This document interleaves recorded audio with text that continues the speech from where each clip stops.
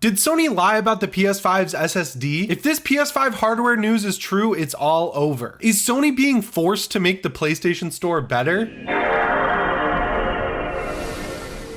How's it going, everyone? Welcome to PSReady. This is the weekend news update, and it's not me and Ray because I'm moving, so I had to pack up all my stuff. I just didn't have time to go into the office. I'm sorry. Before I jump into this awesome PlayStation news, I want to humbly ask you for help. Get me to 200,000 subs. It's a completely self-serving goal, but I would really appreciate it if you watch these videos and you like them, hit the subscribe button and set your notification to all. So the first big news I have here today to talk about is that Ratchet & Clank Rift Apart is coming to PC on July 26th. Now, I don't know why this news wasn't in the PlayStation Showcase. In my last video, I was like, I don't understand if they took out some PC announcements to save for the Summer Games Fest, but yeah, just taking it out so you can announce it randomly on the PlayStation blog a week later, kind of a weird move, especially considering people were kind of criticizing this showcase for how few first-party announcements there were. But here we are, this game's coming out on July 26th, which is really soon, and people are upset. I mean, shocker, right? Like, gamers are upset, gamers are furious about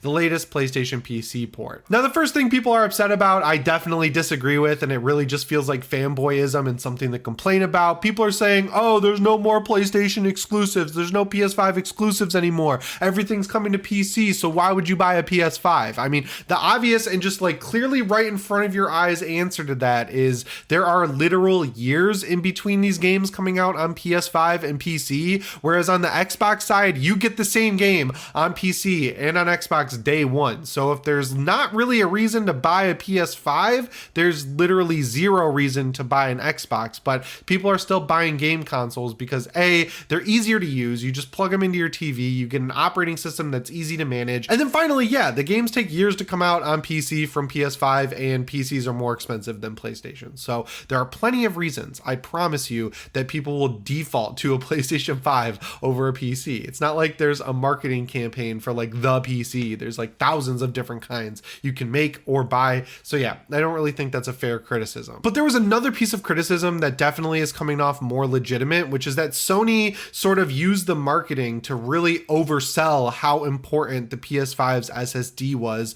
for Ratchet & Clank Rift Apart. I mean, thinking back to that first showcase where this game was shown off, they really made it seem like you were going to be jumping between worlds left and right. It wasn't just going to be in set areas. You were going to have some sort of weapon or tool that lets you switch between different time periods or universes or stuff like that. And once you got the actual game, that definitely wasn't the case, but it was still impressive, right? Like being able to warp through portals to a completely different version of the level you're in, that was impressive at the time, and it's still impressive now. So you would think that when this game makes the transition over to PC, you would need a solid state drive in your PC to be able to take advantage of these features. But nowhere on the Steam page and the announcement or anything like that does it say that you're going to need an SSD for this game. And that's kind of surprising considering A, the feature I just talked about, and B, we've already seen games this year that will not really function on PC if you're using a hard drive with like a spinning disk. The best example I can think of right now is Dead Space. You get a pretty major warning when you start that game up that says, hey, if you're playing this on a HDD, I mean, buyer beware. This game's not going to work right. It's not going to run well because of the way it's built. And people have said that there's major graphical issues that actually cause game-breaking bugs. Like if you're walking through a map and you get to a point where a weapon is supposed to spawn for you to pick it up, sometimes those weapons will spawn eventually, but it can take a very long time. So people are hitting game-breaking bugs where they would miss weapons. So yeah, you need a SSD for a lot of modern games. So it's kind of surprising that you don't need one for Ratchet & Clank Rift Apart. Now, obviously, we haven't seen any true gameplay on PC, so maybe if you are playing on an HDD, when you use that feature where you're going between a portal, there will be a quick loading screen or the animation will be slowed down. We don't know, but I would guess that that won't be the case because Insomniac is really good at programming games that are super bug-free and technically sound. Nixxes is the studio working with them on this port as well, and they are actually a pretty dang good port house, and I think Sony would not repeat the mistake that they did with The Last of Us Part 1, where they saw, hey, we released this game completely unfinished and we got shredded for it, they probably want to make sure that this game is technically sound as the second PC game to come out right after The Last of Us. But yeah, while I do think this is a fair criticism, I think it's a fair criticism of Sony and their marketing more than the game, because they're the ones who oversold the game. It's not Insomniac's fault, and the feature they made for the game is actually pretty cool. And the one thing that people trying to make this a controversy are like conveniently ignoring, it seems, is that the PC, while yes, it does have direct storage, which is similar to how the PS5 interacts with the SSD, not very many games support it, and we're kind of waiting for it to be implemented and taken advantage of in games. A lot of people are predicting that Ratchet & Clank Rift Apart is going to be one of the first games to take advantage of direct storage. But either way, I mean, the PS5, you can put pretty much any game in it, whether it's on PS4 or PS5, and you'll get much faster loading times in that game. I mean, Spider-Man, for example, if you play the PS4 version of Spider-Man, when you go to fast travel, it just completely skips over that loading screen where you see Spider-Man in the subway. So yeah, I think the PS5 is taking advantage of SSDs in a much better way overall than PCs are at this point, which really sucks for PC gamers, I guess, but it's a cool feature of the PS5. So was the SSD a lie? No. Did Sony over-market Ratchet & Clank Rift Apart and really oversell this feature as a reason you would need to upgrade to the PlayStation 5 and another reason why they couldn't release it on PS4? Yes, I think they definitely did, and that was at a time where they didn't know how scarce PS5s were going to be, and I think if they had a little bit more foresight on that, this game definitely would have came out on PS4, because, you know, the generation was extended by quite a lot. So is it time to throw out your PS5? I don't think so. I think if you have a PS5, you already played this game, and at the end of the day, you get a better deal by having a PS5, because if you have PS Plus Extra, you can just download this game and play it right now, whereas PC players got to pay a full $60. Guys, you are not going to believe this new rumor about the Project Q, which is that it's supposedly going to have 3 to 4 hours of battery life at maximum. I know you look at the DualSense and you look at the DualSense Edge and their meager battery life compared to all the competition, including the DualShock 4, and you're like, no, this would never. This device that's just a DualSense cut in half and super glued to the sides of a mobile phone, there's no way it would have bad battery life. But you're going to be disappointed when you hear that, yes, Tom Henderson, the guy who leaked this thing to begin with and was spot on 100% correct about every aspect of it, is reporting that he's heard from insiders that this thing is probably going to have a 3-hour battery life. I really don't want to come off as a hater of the Project Q. I think there is utility for it. I talked about this in a recent video, but if I was way younger, right, and my parents bought me a PlayStation 5 and I had the option of asking them for a Switch, a Steam Deck, or a Project Q, I would go for the Project Q, not only because this thing should be cheaper than a Switch and a Steam Deck, but also because parents don't like buying games for multiple different devices. Once I had my Game Boy thrown in the mix and I was asking for Xbox games and Game Boy games, I had to quickly check myself and be like, all right, I got to prioritize what games I want. Whereas if I was younger and I had a Project Q, that could be my main handheld and I could use it in my house to play my PlayStation games under the covers in bed, which is like the coolest thing ever. So yes, it does have utility, but I don't know. I think when you have a device that's not even natively playing games, and the only thing it really has to power is a screen and the DualSense controller that's attached to it, the fact that this thing doesn't have 8 to 10 hours of battery life is kind of shocking, and to me is emblematic of how fast this thing was thrown together. I mean, you look at the device, it really does look like a rushed product, and it's something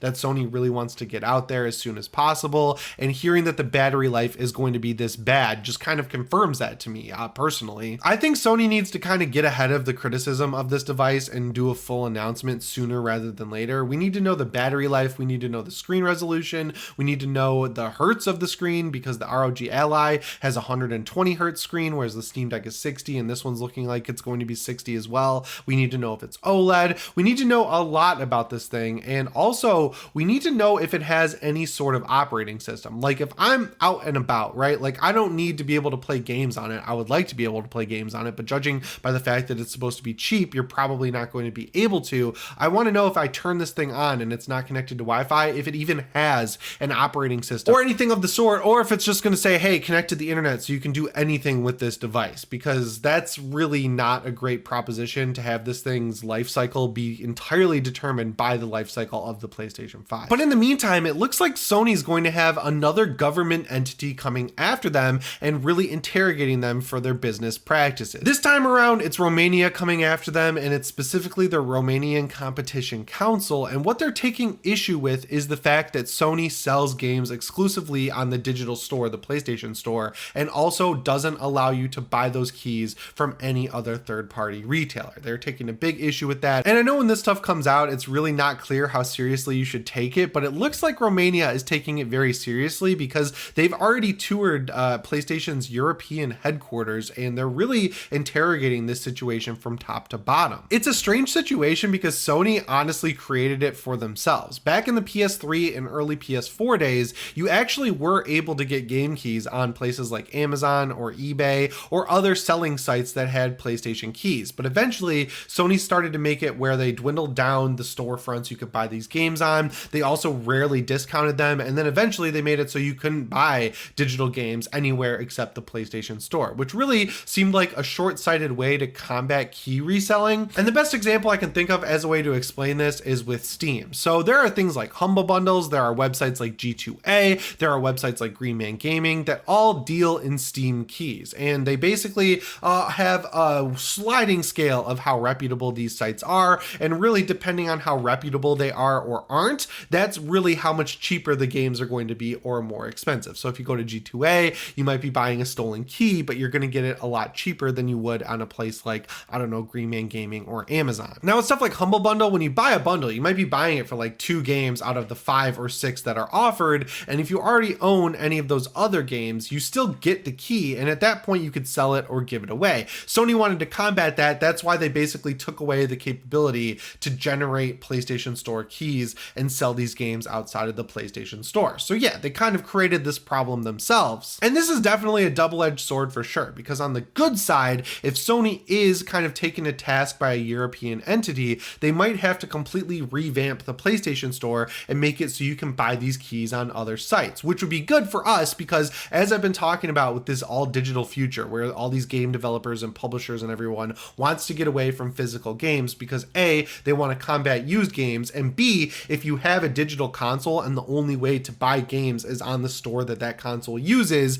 then they can set the prices as high as they want, and they can combat how fast games have been going on sale lately, especially for PlayStation and Xbox. Nintendo has definitely figured out how to keep their games selling for $60 and they rarely discount them, but you all know this, like when you get a PlayStation or Xbox game coming out, you can usually wait like 3 or 4 months and then you can get the game for 50 or 40 bucks. I mean, sometimes they even go as low as 30 or 20 by the end of the year that they come out in. So obviously there are a lot of reasons why Sony would want to keep these games only sold on the PlayStation Store. But for us, the consumer, if these games are forced to be sold on other storefronts, the prices will go down faster and we'll have more ways to get these games, which is overall good. The other side of the coin is I think the last thing people want to see in the gaming industry right now is a super long lawsuit. So it's really like a win and lose situation, and we'll just have to see how it plays out. And the last thing I wanted to tell you guys about this week is the PlayStation Plus games for June. They were just announced, and I don't think this is really going to light the world on fire. So the 3 games you're getting with PS Plus Essential are NBA 2K23, Jurassic World Evolution, and Trek to Yomi. You should definitely add all 3 of these games to your profile, your account, whatever, but the one that I think is definitely worth playing is Trek to Yomi. I personally haven't played this game. I watched the trailer. I thought it was cool. It's like a side-scrolling black and white Kurosawa style samurai game that I'm pretty sure Devolver Digital produced, and they put out a ton of good games. My friend Jake Baldino did a video on it back when it came out, and he really enjoyed the game overall. So if you're going to play any of them, I would definitely check that out. I've heard NBA 2K has a lot of microtransactions, so people are pretty mad at that game. And then Jurassic World Evolution is like a cool park simulator. It's just not as good as Operation Genesis, which was the game that I had growing up. But if you're into Jurassic Park and park builders, it's definitely worth trying out. But yeah, as usual, I'm going to definitely say let's wait and see what the extra games are before raking Sony over the coals. But as far as PS Plus Essential months go, this is pretty bad. Sony's kind of notorious for having fluke months like this, though. I don't think it's really a trend that we need to worry about. So let's just wait and see before getting upset.